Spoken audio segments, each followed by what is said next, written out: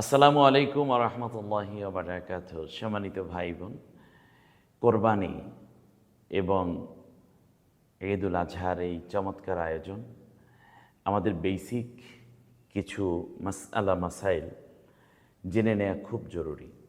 ঈদের দিনে আপনি কি করতে যাচ্ছেন এবং কি করবেন।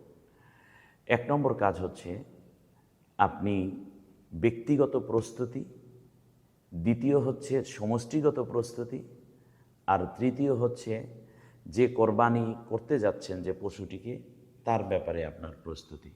প্রথমে পার্সোনাল প্রস্তুতিটা আমি বলছি, সেটা হচ্ছে খুব ভোরে ফজরের আগে আগে ঘুম থেকে উঠে পড়া, সম্ভব হলে আগে ভাগে গোসল করে নিন। তার কারণ আপনার সলাতুল ঈদ যেটা রয়েছে, ঈদের নামাজ, সেখানে আপনার উপস্থিত হতে হবে এবং আপনার সেখানে নামাজ পড়তে হবে। 2 রাকাত নামাজ 6 তাকবীরের সহিত মতান্তরে আরও বাড়িয়ে আপনি আদায় করবেন ঈদগাহে গিয়ে।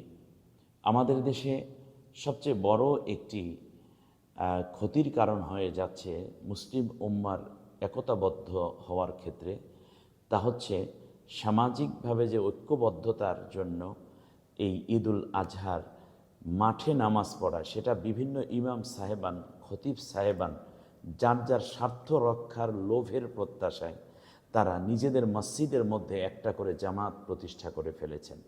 ফলে দেখা গেছে যে মাঠে আর ঈদের জামাত খুব কম হয়।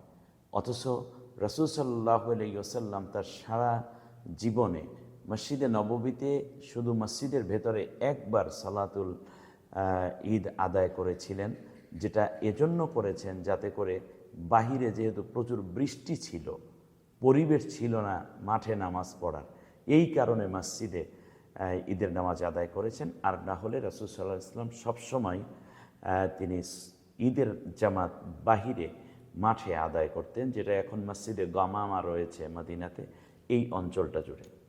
তাহলে মাঠে নামাজ আদায় করা,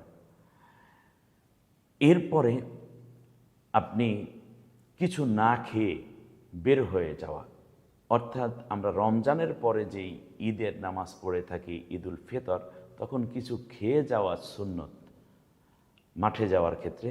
আর এই ঈদে হচ্ছে একেবারে কিছু না খেয়ে খালি পেটে চলে যাওয়া। তবে যারা ডায়াবেটিসের রোগী তারা খেয়াল রাখবেন যাতে করে আপনি আবার অসুস্থ হয়ে না যান। সেক্ষেত্রে আপনার একান্ত প্রয়োজনীয় খাবার যতটুকু, ঔষধ, এগুলো অবশ্যই আপনি সেবন করবেন এবং হালকা কিছু খেয়ে নেবেন যাতে ঝুঁকির মধ্যে না থাকেন।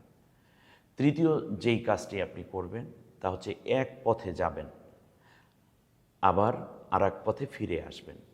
চতুর্থ কাজ হচ্ছে বেশি বেশি করে তাকবীর বলা, আল্লাহু আকবার, আল্লাহু আকবার, লা ইলাহা ইল্লাল্লাহু, আল্লাহু আকবার, আল্লাহু আকবার, ওয়ালিল্লাহিল হামদ, আল্লাহু আকবার কাবীরা, আলহামদুলিল্লাহি কাসীরা, সুবহানাল্লাহি বুকরাতাও ওয়া আসীলা।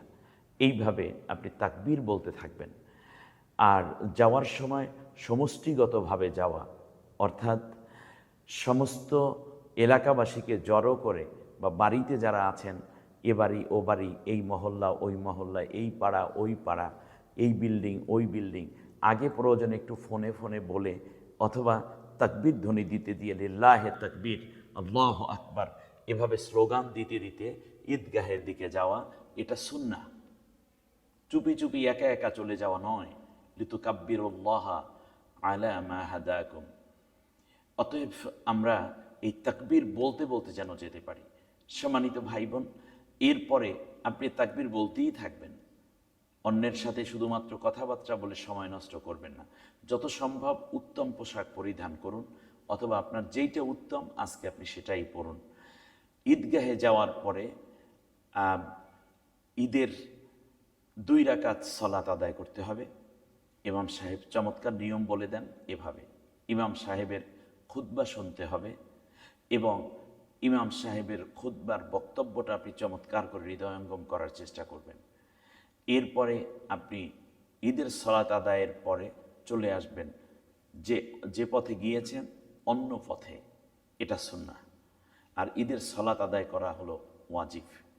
এরপরে আপনি যেই পশুটি জবেহ করবেন নিজ হাতে জবেহ করুন, অথবা অন্যকে দিয়ে জবেহ করালেও আপনি কমপক্ষে পাশে দাঁড়িয়ে থাকবেন, দেখবেন। এরপরে যেই কাজটি আপনি করবেন তা হচ্ছে এই পশুটিকে জবেহ করার আগে তাকে গোসল করানো। সে দুম্বা, বকরি, ভেড়া, ছাগল কিংবা গরু, মহিষ, উট, যে শ্রেণীর পশুই হোক না কেন আপনার ওই প্রাণীটাকে গোসল করিয়ে নিতে হবে। এটা সুন্নাহ। পশুটাকে কেবলামুখী করুন এবং পশুর যেন কষ্ট না হয় সেই দিকে খেয়াল রাখুন। আর ধারালো অস্ত্র দিয়ে পশু জবেহ করুন। পশু পুরোপুরি মৃত্যু নিশ্চিত না হওয়া পর্যন্ত চামড়া খসাবেন না। 3টি মোটা রগ আছে, দুই পাশে 2টি, মাঝখানে 1টি, ঘাড়ের যে কোনো 2টি কাটলেই কোরবানি হয়ে যাবে। জবেহর সময় বিসমিল্লাহি আল্লাহু আকবার বলুন। বিভিন্ন সময় কোরবানিদাতার নাম বলানোর চেষ্টা করে, অমুকের নামে কোরবানি হচ্ছে। এই নামগুলো পড়া এবং অন্য কারো নাম নেয়া এই সময় হারাম এবং শিরক। এগুলো বাদ দিয়ে বরং এক আল্লাহর নামে বিসমিল্লাহে আল্লাহু আকবার বলে জবেহ দিয়ে দিন। সর্বোচ্চ অমুকের পক্ষ থেকে আল্লাহর নামে এই শব্দগুলো ব্যবহার করতে পারেন।